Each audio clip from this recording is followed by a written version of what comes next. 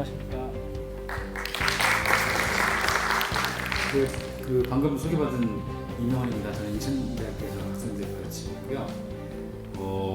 이 제주도는 어저께도 다음에 말씀 나눴지만 제가 60년대 출생이라 92년도에 결혼하면서 처음 왔었습니다. 신혼여행을 처음 왔었고요. 그 이후로도 자주 못 오다가 최근에는 조금 자주 오게 되는 것 같습니다.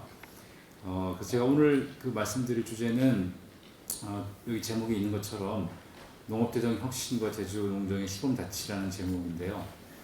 그러니까 앞부분은 최근에 이제 우리 정부에서 또 특히 새로 출범한 농특위에서 많이 얘기하고 있는 재정 혁신이라고 하는 거가 어떤 내용인가에 대해서 좀 말씀을 드리고요. 그 뒷부분은 말하자면 대한민국 전체 수준에서 얘기되고 있는 농업재정 혁신이 그런 것이라고 한다면 제주도에서는 그러면 그 흐름에 맞춰서 어떤 일들이 앞으로 준비되고 이루어져야 되는가에 대해서 제 생각을 말씀드리려고 합니다. 먼저 이 맥락은 여러 산업들이 있지만 농업만큼 그 농업에서 산출되는 시장에서 평가되는 가치와 비교했을 때 국가의 돈이 많이 투입되는 산업이 흔치가 않습니다. 그러니까 우리나라 전체 농업 GDP는 언뜻 생각나는 숫자가 한 30조 원이 좀 안 되는 걸로 알고 있는데, 농업에서 이루어지는 부가가치는 농업 재정은 농림부 축산 그다음에 농진청 쪽이 있습니다만은 농림부 예산만 보더라도 한 14조 원 정도가 됩니다. 그러니까 28조가 생산되는 산업과 관련하여 14조의 세금이 들어가고 있다는 얘기죠. 이제 그렇게 되면 농업 재정이라고 하는 거는 그 농업 정부가 돈을 어떻게 쓰는가에 따라서 우리나라 농촌의 모습 자체에 굉장히 큰 영향을 미친다는 특징이 있습니다. 그리고 이제 아까 말씀드린 것처럼 최근에 직불제 중심으로의 농정 전환이 얘기가 되고 있고, 또 하나는 직불제 중심으로 농정을 전환하겠다고 하는 얘기는 농업 분야 내부에서의 어떤 변화의 방향이라고 한다면, 또 하나는 이번 정부가 내세우는 굉장히 중요한 국정개혁 과제 중에 하나가 분권화라고 볼 수 있습니다. 그러니까 이번 정부가 출범할 때 100대 국정과제 이런 걸 얘기를 했지만, 이제 그거를 몇 가지 큰 틀로 이렇게 묶어서 볼 때도 이 분권화라고 하는 건 굉장히 중요한 과제인 것이죠. 이제 그렇게 보면 이 농업재정의 분권화라고 하는 거는 국정개혁 과제의 전체 체계를 볼 때 농업농촌이라는 부분하고 그다음 분권이라는 이 두 가지 큰 주제가 겹치는 부분입니다. 그래서 굉장히 그런 면에서는 우리 사회 전체의 변화와 관련해서 굉장히 중요한 부분이 되고 있다고 생각이 되고요. 게다가 제주도는 이 두 가지 면, 즉 농업이라는 키워드와 그 다음에 분권이라는 두 가지 키워드 측면에서 모두가 다 중요한 대한민국에서 특별한 위치를 갖고 있는 지역입니다. 잘 아시는 제주도 특별법에 보면 고도의 자치권과 실질적인 지방분권을 부여한다라는 말이 나와 있고요. 그리고 아까 의원님 발표 중에 나왔습니다만 대한민국 전체에서 농업이 차지하는 GDP가 차지하는 비중은 1%를 조금 넘고 2% 사이에 왔다 갔다 하는 건데, 제주도에서는 그 비중이 많이 내려왔지만 여전히 10% 정도가 됩니다. 그러니까 그런 측면에서 보면 제주도는 분권이라는 측면에서 독특한 지위를 갖고 있고, 그 도내에서 농업이 차지하는 비중도 매우 다른 전국의 어디보다 높은 그런 특징을 갖고 있다, 이렇게 말할 수가 있겠습니다. 그러면 이제 본론으로 들어가서 그런 맥락에서 그러면 첫 번째로 우리가 던지는 질문은 지금 말하자면 서울에서 이야기되고 있는 농업 재정 혁신이란 무슨 얘기를 하고 있는 것이냐, 그걸 먼저 말씀을 드리겠습니다. 크게 세 가지라고 볼 수 있는데요. 농업 재정이라고 하는 건 결국 정부가 국민들부터 세금을 걷어서 그걸 이제 특정한 목적을 위해서 사용하는 것인데, 첫 번째로는 재정에 그 돈을 어디다 쓰려고 하느냐 하는 질문입니다. 이건 중심 목표라고 제가 적어봤는데요. 이게 박정희 대통령 이후로 쭉 우리나라가 경제 발전을 해오는 과정에서 농업 재정의 중심적인 목표가 뭐였느냐 하면, 그때 조금씩 강조 사항은 달라졌지만 결국 핵심은 산업을 육성하는 거다, 이렇게 볼 수 있습니다. 즉 박정희 대통령 시절에 우리가 다 먹을 게 없던 시절에 초기에는 소비재를 이렇게 수입 대체하려고 노력을 했고, 그다음에 친일에 들어오면서 정부가 이 중화학공업을 육성해야 되겠다라고 해서 거기다 돈을 많이 집어넣었었고요. 그런 것처럼 어떤 특정한 산업을 키워서 국민들에게 필요한 걸 공급하고 세계 시장에서 경쟁하고 이제 그렇게 하는 거를 우리가 산업 육성이라고 한다면 농업과 관련된 돈을 쓸 때도 가장 중요한 목표는 결국 농업이라는 산업이 뭔가 경쟁력이 있고 많이 생산해내고 할 수 있도록 했으면 좋겠다라고 하는 게 목표였다는 거죠. 근데 이제 그 목표의 유효성이 점점 이제 사라지고 있다라고 하는 겁니다. 그러니까 즉 이게 우리나라 국민들이 먹을 거에 대한 수요가 계속 소득이 증가하면서 이제 그런 거가 점점 더 많이 필요해지고, 그래서 우리나라 안에서 국민들의 인구도 늘어나고 소득도 늘어나고 농산물에 대한 수요도 늘어나는 과정에서 그거에 대해서 이제 대응해주기 위해서 말하자면 정부가 돈을 집어넣어서 좋은 농산물, 값싼 농산물 생산하도록 막 도와주는 게 의미가 있었다면, 지금 아시는 것처럼 지금은 이제 그런 게 점점 유효성이 떨어지고 있다는 거죠. 그래서 이제 그 개혁의 지향점이라고 하는 거는 농업의 다기능 발휘 지원 쪽으로 이제 바뀌어 나간다라고 하는 겁니다. 두 번째는 제 돈을 쓰는, 그러면 목표는 그런데 목표를 달성하기 위해서 어떤 방식으로 돈을 쓰느냐, 이제 그거는 굉장히 많은 경우에 상대평가, 공모 방식이었다고 말할 수가 있습니다. 상대평가라고 하는 건 여러분 잘 아시는 것처럼 한 반에서 학생들이 시험을 보면 그 학반 학생들이 아무리 공부를 다 잘했다고 할지라도 아주 작은 점수의 차를 가지고 1등부터 뭐 60등까지를 딱 줄을 세우는 거죠. 줄을 세워서 예를 들어 1등부터 3등까지는 상을 준다. 뭐 이게 상대평가입니다. 그리고 정부가 이제 이런 거에 상을 줄 테니 이거 하고 싶은 사람들은 손들어서 계획서 내시오. 뭐 이렇게 하는 게 공모 방식이죠. 반면에 이제 그런 방식이 점점 이따 말씀드리겠습니다만 유효성이 떨어지면서 이제는 절대평가 방식이라고 하는 건 우리가 흔히 생각하시면 자격증을 따는 걸 생각하시면 되겠습니다. 어떤 과목에 각각 과목에서 60점 이상을 맞으면 61점을 받았든 99점을 받았든 다 자격증을 받는 것이죠. 이제 그런 방식으로 바뀌는 것, 그 절대평가 방식으로 바뀔 필요가 있다. 왜 그런지 이따 말씀드리겠습니다. 세 번째로는 그 운영을 재정을 돈을 누가 주도적으로 나눠주고 하는 결정을 하느냐, 그리고 어떻게 나눠주느냐 하는 결정을 내는 방식인데, 이제 그거를 지금까지는 중앙 집권자, 서울에 있는 지금 세종에 있습니다만 거기 펜대를 준 사람들이 결정을 내려서 돈을 나눠주고 하는 방식이었다고 한다면, 이제 앞으로는 지역에서 제주도면 제주도, 경상도면 경상북도 이런 데에서 지역 단위로 혁신을 해서 혁신을 촉진시키는 방식, 이게 재정 운영의 중요한 원리로 바뀌어야 되겠다고 하는 생각입니다. 각각의 포인트를 말씀드리면, 첫 번째로는 이 산업 육성에서 농업의 다기능 발휘 지원을 바꾸자라고 하는 이야기는 뭐냐 하면, 아까 말씀드린 것처럼 인구가 늘어나고 소득도 빨리 늘어나고 농산물 수요도 빨리, 그래서 같이 막 늘어나던 그런 시절에는 산업을 그런 식으로 정부가 돈을 집어넣어서 빨리빨리 생산의 능력을 늘리는 게 사회적으로 유의미했지만, 지금 우리 다 아는 것처럼 인구도 정체하고 소득도 정체하고 농산물에 대한 양적 수요는 더 이상 늘어나지를 않습니다. 그런 과정에서는 이 국민들의 세금을 가지고 쓰는 농업재정이라고 하는 것의 목표는 농산물을 더 싸게 많이 만들어내는데 기여한다고 할지라도 그게 가져오는 사회적인 유익이 별로 없습니다. 그렇기 때문에 그것보다는 어떻게 하면 농업이 우리 사회에서 오랫동안 지속될 수 있을 것인가, 그리고 농업이 가지고 있는 단순히 사람들이 먹을 것을 생산해준다는 뿐만 아니라 환경이라든지 경관이라든지 그 외에 여러 가지 농업이 갖고 있는 잠재되어 있는 다른 좋은 기능들이 많이 있는데, 이제 그런 기능을 이제 발휘할 수 있도록 국민들이 원하는 다른 여러 가지 다양한 수요에 충족할 수 있도록 그걸 도와주는 쪽으로 이제 이 국민들의 세금을 써야 되겠다 하는 생각이 되겠습니다. 그 구체적인 목표는 조금 더 자세히 적어본다면 농업의 친환경성을 높인다, 에너지 투입의 효율화를 도와준다, 그 다음에 농업이 가진 다양한 이런 것들을 발현할 수 있도록 도와준다, 혁신적 활동을 촉발한다, 이런 것이 되겠습니다. 그 두 번째는 이 농업 재정을 집행하는 방식이 아까 말씀드린 것처럼 콘테스트 방식, 누가 잘하나 이런 방식에서 이 정부가 아까 말씀드린 것처럼 그런 농업이 갖고 있는 여러 가지 단순한 식량 생산이 아닌 다른 여러 가지 좋은 기능들을 발휘하려면 그게 어떤 것이 있는지를 사람들이 이야기를 해서 정할 필요가 있습니다. 그래서 그걸 정하는 과정을 정부가 이제 관리를 한 다음에 그 기준을 충족한 이 생산자나 농촌 지역사회에 대해서는 이걸 통과하면, 그 기준을 충족시키면 우리가 국민들의 세금을 준다 하는 절대평가에 기초한 보편적 지불 방식으로 전환할 필요가 있다, 이런 말씀을 드리겠습니다.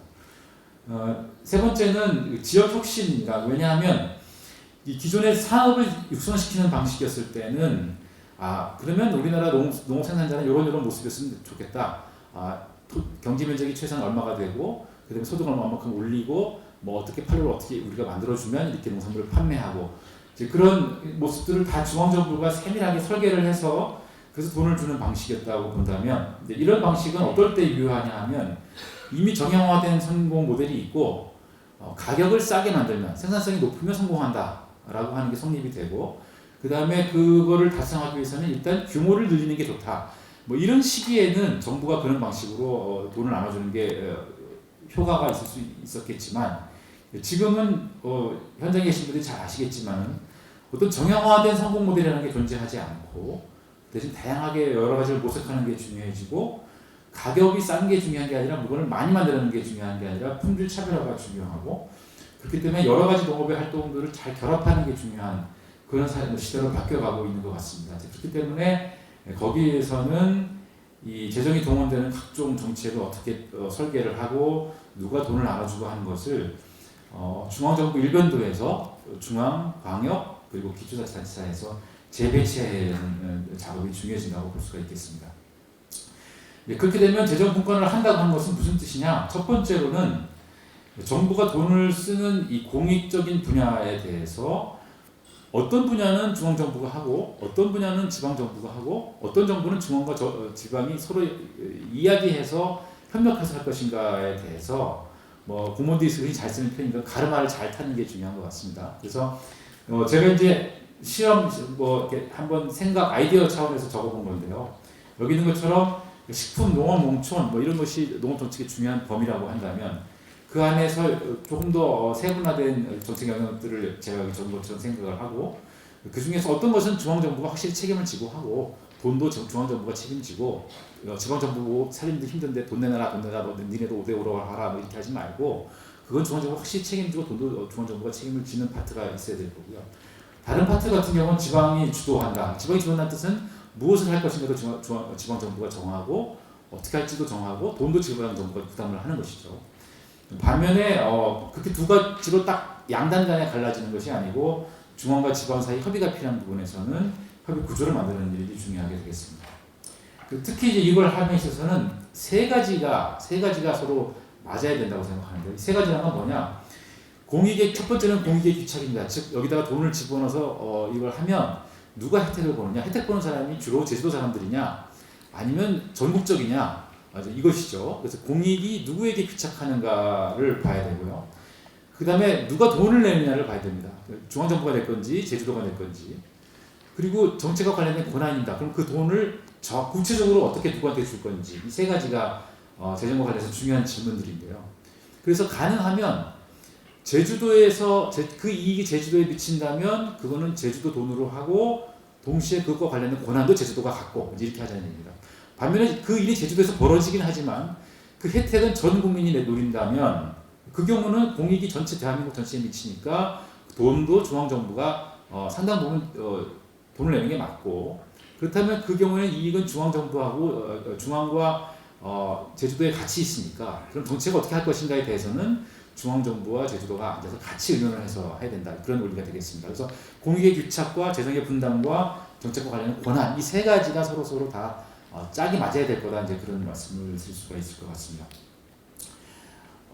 세 번째로는 그러면 이 지방 분권화, 재정의 분권화라고 하는 게 뭐냐? 그러면 옛날에 중앙정부에 앉아 있는 공무원들이 세종시나 서울에 앉아서 그 사람들이 펜대를 돌려서 그 사람들이 생각하기에 좋은 방향으로 농업 정책을 세우고 돈을 주고 했는데, 그 권한을 다 제주도 도청으로 가져와서 제주도 도청에 앉아 있는 분들이 그러면 그 권한을 행사하는 것이 지방 분권화냐?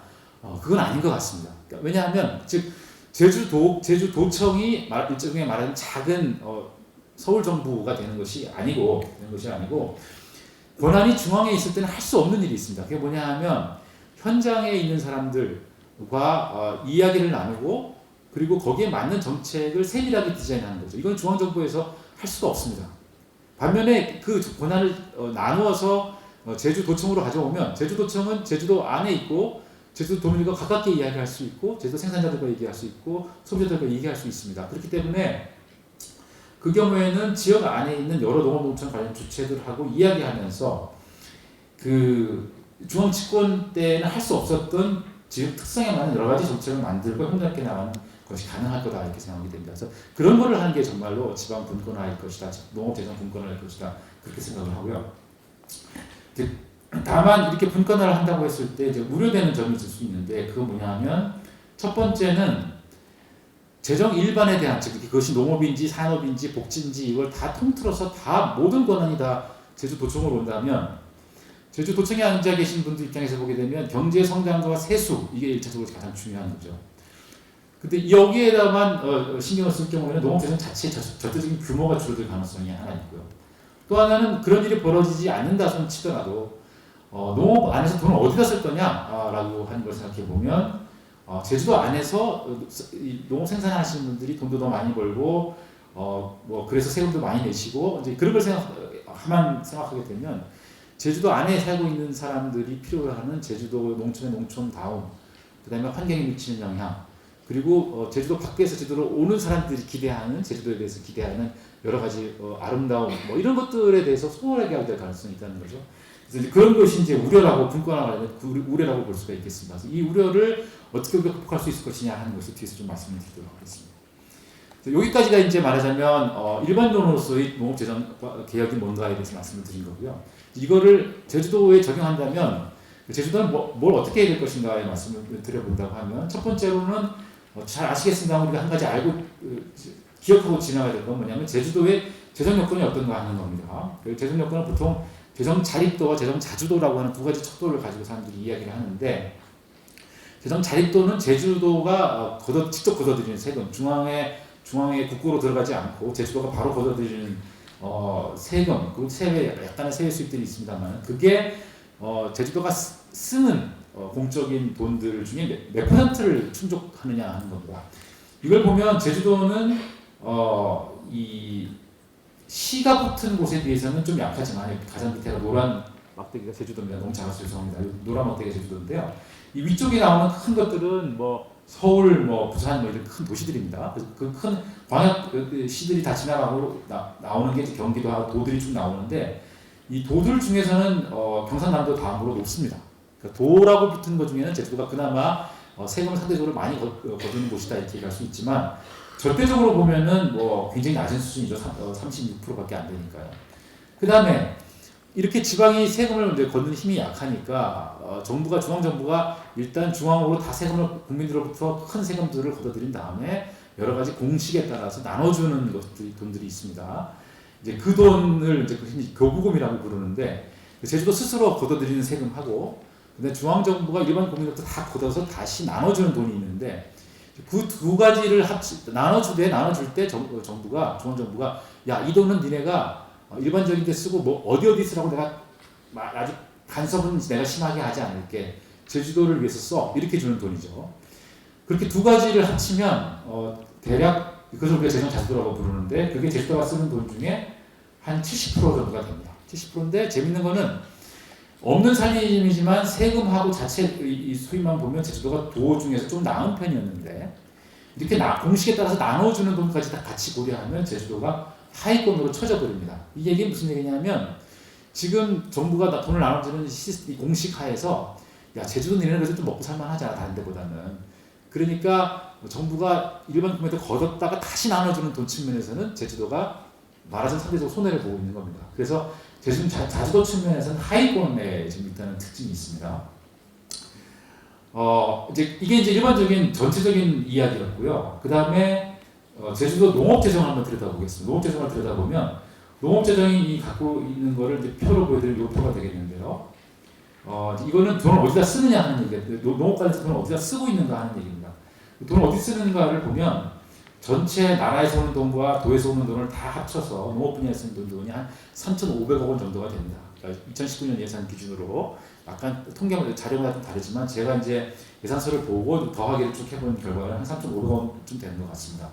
그 3,500억 원쯤 되는 돈이 있는데 그 돈 중에서 국고부조금이라고 하는 돈이 있죠. 이 돈은 나라에서 돈을 아까 말씀드린 그런 방식이 아니고 아주 구체적인 꼬리표를 달아서 요 돈은 여기다 써야 돼, 저 돈은 저기다 써야 돼 하고 아주 꼬리가 달려서 나오는 돈들입니다. 그 돈이 한 18%가 되고요. 그 다음에 도에서 세금 걷어서 이 자체적으로 쓰시는 돈이 한 중앙정부에서 쓰라는 말도 없는데 쓰시는 게 한 40% 되고요. 그 다음에 중앙정부에서 이 돈을 요거는 여기 써라고 돈이 꼬리가 달려서 내려올 때 이 세상에 공짜는 없기 때문에 중앙정부가 야, 이 돈 내가 주지만 그래서 제주도 유통사업을 이 돈을 쓸 수는 있는데 내 돈 중앙정부 돈 10원 낼 때 제주도도 니네도 10원 내 이렇게 보통 것들이 있습니다. 그래서 같이 딸려 들어가는 돈이 도비라고 하는데 이게 한 비슷하게 국고에서 오는 돈 비슷한 정도로 제주도가 돈을 내고 있습니다. 근데 이거를 보면 전체적으로 보면 이 도가 농업과 관련돼서 쓰는 돈이 이제 상대적으로 도가 부담하는 비율이 상당히 높다는 특징이 제주도의 제주도에서 보이는 특징 중에 하나입니다. 두 번째는 그럼 돈을 제주도 스스로 농업 쪽에 많이 쓰고 있는데 그 돈을 주로 어디 쓰느냐를 보면 제가 여기 보여드린 이 동그라미는 제주도가 아니라 우리나라 중앙정부가 돈을 어떻게 쓰는지를 간단하게 보여드리는 겁니다. 여기 보시면 파랗게 된 거가 농업의 체질 강화, 즉 아까 말씀드린 농산물을 더 많이 생산하고 더 싸게 생산하고 뭐 이런 쪽들에 들어가는 돈들입니다. 그 다음에 이제 직불제로 대표되는 농가수도 경영 안정이 들어가는 돈이 또 이 정도가 되고요. 그 다음에 큰 게 농산물 유통이나 양곡 관리에 들어가는 돈들이 있습니다. 그 다음에 농업 생산 기반 조정이라고 해서 주로 뭐 쌀과 관련된 생산을 할 수 있는 기본적인 구조를 만들어주는, 이건 말하자면 쉽게 약간 과장됩니다만은 콘크리트 예산 이렇게 생각하시면 좋을 것 같습니다. 중앙정부는 이런 식으로 돈을 쓰고 있습니다. 근데 제주도는 어떠냐? 제주도도 보면 제주도도 제일 큰 항목은 뭐냐면 농업 체질 개선입니다. 그래서 이름 붙일 수 있는 이 지출 항목들이죠. 그것들을 제가 조금 더 자세히 쭉 거기에 분류되는 걸 사업들을 쭉 뽑아봤는데요. 제주도의 특징은 뭐냐? 농업 체질 개선을 목표로 하는 이것들이 다 대부분 특정한 어떤 항목을 예산의 목표로 하고 있습니다. 그래서 여기 보시면 원예진흥, 감귤 안정, 그다음에 무슨 마필 산업 무슨 이런 식으로 해서 아주 특정한 산업을 딱 목표로 해서 그 산업에 사람을 육성하도록 도와주는 것, 이런 것들이 돈이 많이 사용되고 있다는 특징이 있습니다. 또 하나는 그래서 그걸 이제 국고부조금을 보든 아니면 금투개개를 보든 뭐 기금을 보든 다 어느 쪽이든지 간에 다 체질 개선에라고 하는 것 들어간 돈들이 많습니다. 제가 여기 빨갛게 표시한 것들이 되겠습니다. 그리고 이걸 다른 각도로 보면 여러 가지 이 정책의 분야들이 있는데 그 분야에서 누가 가장 돈을 많이 내냐를 보게 되면 아까 말씀드린 체질 개선의 경우에는 국고부조금, 나라에서 꼬리표가 붙어서 내려오는 돈들이죠. 그 다음에 도비, 그런 매칭해서 도가 같이 내는 돈입니다. 그 다음에 자체 재원이니까 중앙정부가 간섭하고 뭐라고 하지 않는데 돈을 내는 거죠. 제주도 스스로 돈을 내는 거죠. 이것들이 다 비슷비슷하게 한 20%씩 30%대로 여기 돈을 이제 집어넣고 있습니다. 반면에 친환경 농산물 같은 경우는 친환경 농산물이라고 이름이 붙은 사업 중에 그 돈 중에 한 40%는 중앙정부에서 돈이 오고 있습니다. 그리고 환경 개선 같은 것도 중앙정부에서 오는 경우가 많고요. 이런 게 제주도의 특징입니다. 즉 쉽게 말씀드리면 제주도는 농업과 관련해서 스스로 돈을 많이 쓰고 있다. 그 다음에 돈을 주로 쓰는 곳은 어디냐? 체질 개선이라고, 농업 체질 개선이라고 하는, 말하자면 농산물을 더 많이 더 싸게 만드는 쪽에 품목별로 돈을 많이 쓰고 있다라고 하는 것이죠. 이제 이 상황을 우리가 머릿속에 넣고 그러면 지방자치로서 제주도 농업 혁신을 뭘 해야 되느냐 생각을 해보면 첫 번째로는 이게 제주도에서 뭔가 이 제주도 도민과 그다음에 우리나라 국민들에서 뭔가 국민들의 세금을 써야 되는데 그 중에서 제주도 돈이라고 말할 수 있네요. 제주도에서 세금을 걷었고 그런 돈을 가지고 쓸 수 있는 돈하고 중앙 정부에서 오는 돈하고 무슨 돈을 어디다 쓸 건지에 대해서 질서를 잡을 필요가 있다는 겁니다. 그러니까 아까 말씀드린 것처럼 그 돈을 써서 이익 보는 사람이 누구며 그러면 그 이익 보는 사람이 살고 있는 데에서 주로 나온 돈으로 그 돈을 하는 게 것이 맞을 것이고 그렇다면 이 돈을 어떻게 쓸 건지에 대한 결정도 그 지역에서 하는 게 맞다라고 얘기를 하면 현재는 이제 그런 모습이라고 보기가 좀 어려운 측면이 있다는 거죠. 예를 들어서 여기 있습니다만은 주로 지역에 그 혜택이 떨어지는 게 뭘까를 정부가 하는 일 중에서 주로 그 돈을 쓴 바로 그 지역의 혜택을 사람들이 받는 건 뭘까를 생각해 보면 이것도 여러 가지 논란이 있을 수 있겠습니다만 첫 번째는 환경을 개선하는 거. 제주도의 환경이 좋아지면 물론 무태에서 오시는 분들도 제주도 와서 아름답다고 느끼고 좋아하시겠지만 제주도에서 환경이 좋아지는 건 가장 혜택을 보는 사람은 제주도 사람들입니다. 그렇죠? 그 다음에 생산 기반, 제주도에서 여러 가지 생산할 수 있는 할 수 있도록 물이라든지 환경이라든지 그런 것들이 좋아지면 1차적 혜택 본 사람들 제주도에서 생산하는 분들입니다. 그 다음에 제주도에서 친환경 농산물이 난다? 그러면 그거는 제주도 도민들이 그걸 소비하시는 게 좋겠지만 그 루트로 많이 나가죠. 그럼 그거는 혜택이 전국적입니다. 그 다음에 방역, 위생 이런 거는 한 군데가 뚫리면 전체적으로 다 뚫리게 되니까 이거는 혜택이 전국적이라고 볼 수 있는 거죠. 그러면 제 생각이 맞다면 여기 있는 것처럼 제가 왼쪽에 쓴 것일수록 제주도의 혜택이 더 많이 들어오는 것이고 그러면 제주도에서 부담하는 게 맞고 오른쪽으로 갈수록 그 혜택은 전체 국민 경제에 다 미치는 거니까 그건 중앙정부가 돈을 내는 게 맞는 것 같습니다. 그러니까 이 순서대로 이 질서대로 제주도 도민들이 낸 돈은 주로 왼쪽에 쓰고 전체 국민들이 낸 돈은 주로 오른쪽에 쓰는 식으로 정리를 해야 될 텐데 지금 이게 약간 뒤죽박죽인 것처럼 보인다는 얘기입니다. 그래서 이제 그걸 질서를 잡는 일이 중요한 것 같고요. 두 번째는 이 제주도가 아까 말씀드린 의원님이 중요한 말씀하셨는데 지금 직불제 중심으로 농촌을 전환한다고 얘기를 합니다. 그러면 이 직불제라고 하는 걸 지금 생각하는 거 사람들이 생각하는 두 단계로 직불제를 생각하는데 첫 번째 직불제는 대한민국에서 농사를 짓는다면 적어도 이 정도는 지켜줘야 된다라고 하는 거를 국민들이 지키면 그거에 대해서 감사합니다 하는 표시를 정부가 주는 거가 있고요. 그걸 우리가 기본형 직불제를 얘기합니다. 반면에 기본적인 거는 당연히 하고 플러스 안 해도 되지만 안 해도 지금 우리나라 국민들 수준 입장에서 보게 되면 뭐 안 해도 좋지만 하면은 너무너무나 좋은 이제 그걸 우리가 가산형이라고 부르죠. 그래서 이 가산형 지불제라고 하는 걸 점점 정부가 이제 확대하려고 합니다. 그러면 이 가산형 지불이라고 하는 건 어떤 거냐? 그거는 전국적으로 쉽게 정의할 수 있는 어떤 농업의 기능이 아닙니다. 가산형이라는 거는 고급스러운 것이고 그리고 그 지역에 있는 사람들이 그걸 잘 알 수 있는 거죠. 무채 있는 사람들이 와서 제주도에서 며칠 살아봐서는 제주도에서 이런 일들이 벌어지고 있고 이런 것들이 보이는데 그게 왜 있는지를 모르는 것들이 있습니다. 근데 제주도에서 사는 분들은 그 의미를 안다는 거죠. 그런 것들에 대해서 그러면 더 직불을 줘야 될 텐데 요 가산형 지불 그렇기 때문에 가산형 지불을 만들어내는 데는 지역 사람들의 의견, 지역 사람들이 알고 있는 지식, 그 사람들 사이 합의가 굉장히 중요합니다.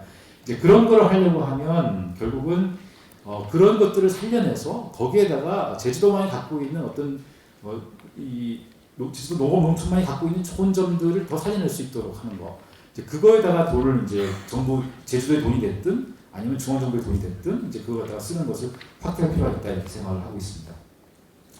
그러면 이런 지금 말씀드린 과제들을 달성하려면 구체적으로 어떤 일들이 벌어져야 되느냐 한 세 가지만 말씀드리고 마치겠습니다. 첫 번째로는 제주도 특별법상 자치농중의 근간을 마련할 필요가 있는 것 같습니다. 현재 제주특별법을 보면 4편 2장에 농업과 관련된 규정이 나와 있습니다. 그렇지만 그 규정을 잘 읽어보면 그런 것들은 제주도가 특별히 농업 분야에서 다른 도가 가지지 못했던 자치권을 갖는다는 얘기는 아닌 것 같고요.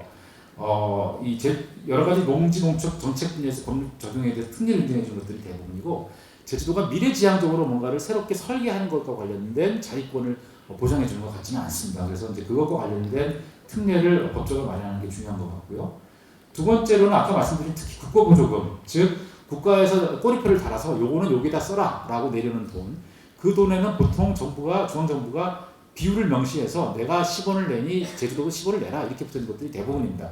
근데 이런 것들은 지금은 그 수많은 사업들 별로 다 제주도가 신청을 하고 그럼 중앙정부에 있는 각 과별로 그걸 다 개별적으로 심사를 해서 돈을 줄지 말지를 결정을 합니다.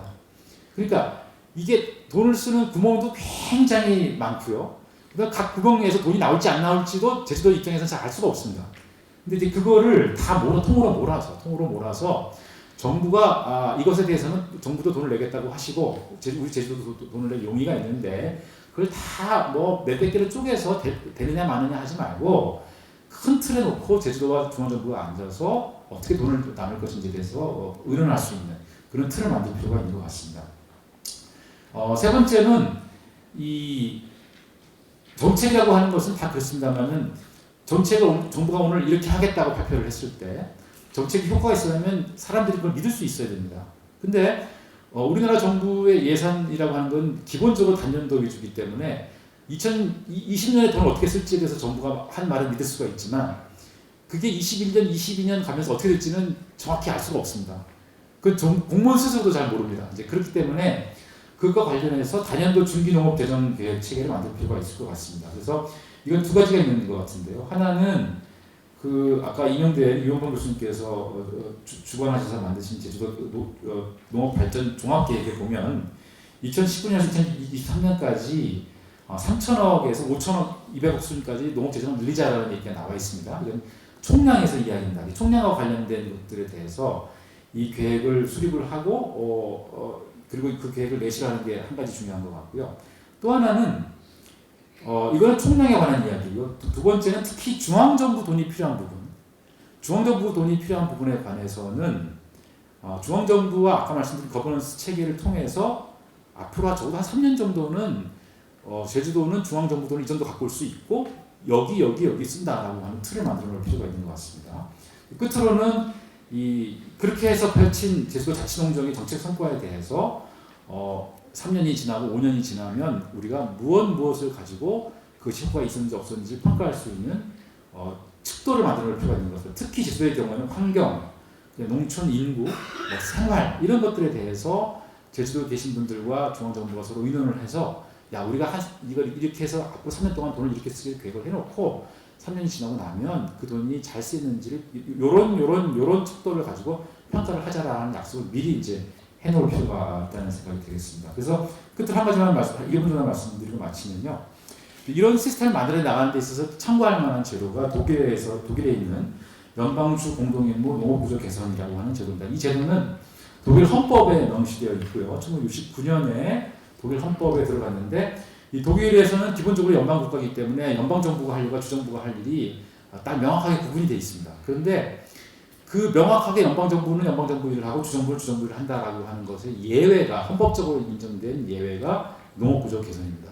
농업구조 개선이라고 하는 것은 독일 전체가 인간답게 사는데도 굉장히 중요하기 때문에 주정부에게 다 맡기지는 않고 연방정부가 자금 상당히 이제 부담한다는 것이죠. 그 부담 비율은 사업별로 5대5 어떤 건 7대3 이런 식으로 만들어 놓은 게 아니고 획일적으로 6대4로 정해져 있습니다. 6대4로 정해져 있고 이 6대4의 예산을 어디다 쓸 것인지가 법률로 정해져 있고 그 법을 실제로 집행하기 위해서 주정부와 연방정부 사이에 거버넌스 체계가 있습니다. 그가 농업부조 계획위원회라고 부르는데 독일 사람들이 그 위원회 안에는 연방의 농림부 장관과 재무부 장관이 들어오고 각 주의 농업부 장관들이 들어옵니다. 그렇게 해서 만들어진 32명, 그러니까 말하자면 주에 서는 사람 16명, 독일의 주 16개니까. 그래서 독일의 중요한 장관 2사람 이렇게 들어와서 정확한 계획을 만든다. 이 계획 안에 들어가는 것은 앞으로 5년간 우리가 무슨 정책을 이 돈을 가지고 수행을 할 것이고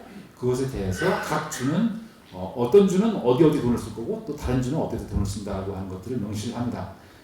그래서 정책이나 기본적인 틀에 대해서 같이 협의하고 큰 틀에서 주정부가 다 돈을 어디 쓸 건지를 다 결정할 수 있도록 해주는 것이죠. 그래서 마치 중앙정부에서 중소기업부 그다음에 경제부 이런 데서 예산서를 짜서 그걸 기재부에 주면 기재부가 다시 심의를 해서 국회에 다시 심의를 받아서 통과를 받는 것처럼 개별적인 주정부에서 자기가 권한을 가지고 전체적인 플랜을 짜면 그 플랜을 보고 중앙정부의 농림부가 그걸 심사를 한 다음에 그거를 중앙정부 예산에서 나올 수 있도록 확실하게 보장해주는 장치입니다. 그러니까 이거는 개별적으로 돈을 줄지 말지 심사하는 것이 아니고 큰 틀에서의 주정부에서의 계획에 대해서 연방정부가 보고 연방정부가 부담할 부분 전체 100중에 60을 미리 약속을 해주는 것이죠.